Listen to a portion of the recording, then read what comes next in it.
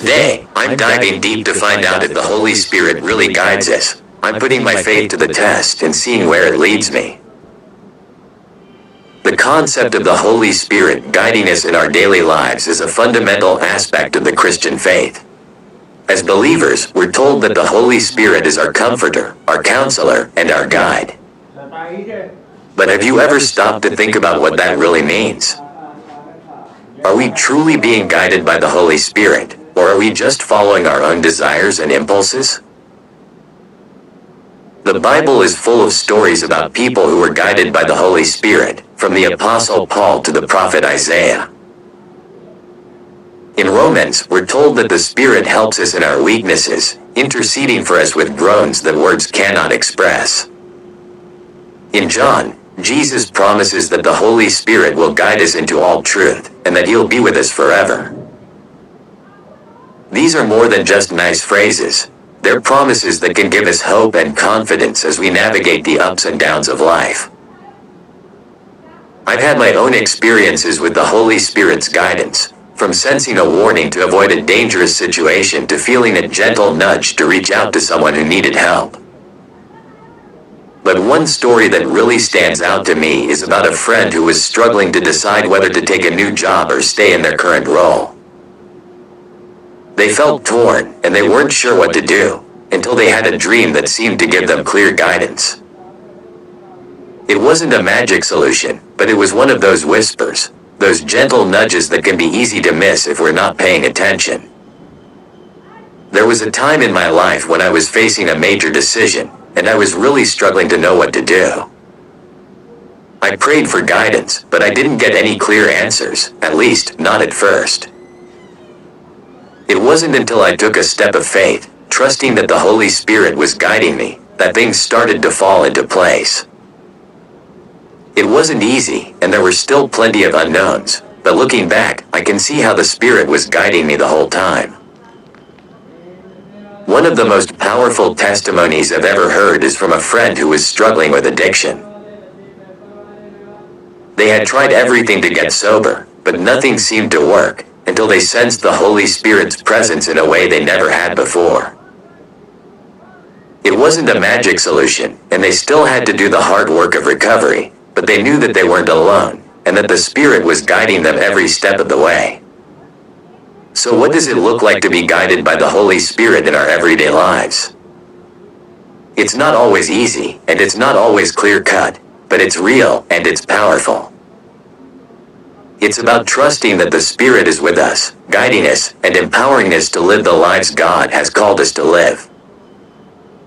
One of the biggest doubts people have about the Holy Spirit's role in guiding them is that they don't feel like they're hearing a clear voice or sensing a strong presence. They'll pray for guidance, but won't receive a clear answer, leaving them feeling frustrated and uncertain. Others may think that the Holy Spirit only guides people in big, life-changing decisions, and not in the small, everyday choices we make. Some people may even feel like they're not worthy of the Holy Spirit's guidance, or that they're not spiritual enough. They might think that the Holy Spirit only guides people who are super spiritual or have some kind of special connection with God. And then there are those who may be afraid to trust the Holy Spirit's guidance, thinking that it might lead them down a path that's not safe or secure. But what if I told you that the Holy Spirit's guidance is more accessible than you think? What if I told you that it's not just about hearing a voice or feeling a presence, but about living a life surrendered to God's will?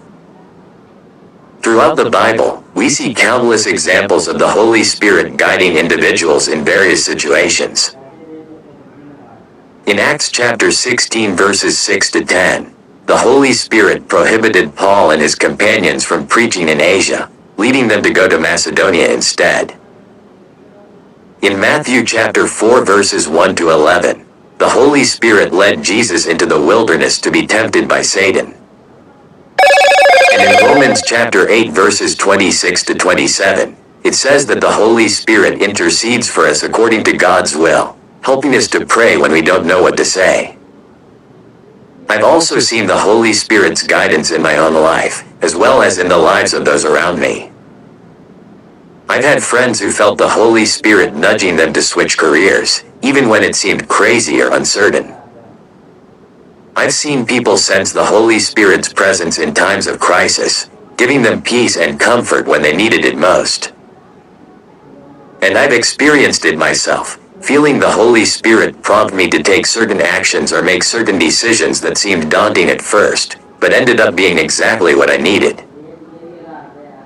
One powerful story that comes to mind is that of a friend who was struggling to decide whether to stay in a toxic relationship or leave. She felt stuck, unsure of what to do. But one day, while reading the Bible, she felt the Holy Spirit strongly impressing upon her to get out of the relationship. It wasn't an audible voice, but more of a sense of conviction and peace. She took a leap of faith, trusting that the Holy Spirit was guiding her, and it ended up being one of the best decisions she ever made. That's the kind of guidance the Holy Spirit can offer us. It's not always easy to understand or follow, but it's always worth it. The Holy Spirit is our constant companion, guiding us, comforting us, and empowering us to live the life God intended for us to live. So what have we learned today? The Holy Spirit is not just a vague concept, but a living, breathing force that guides us in our daily lives. It's not about hearing a voice or feeling a presence. It's about living a life surrendered to God's will. If you've got a story about how the Holy Spirit has guided you, I'd love to hear it. Share it in the comments below, and don't forget to check out another related video on my channel. Thanks for watching, and I'll see you in the next video.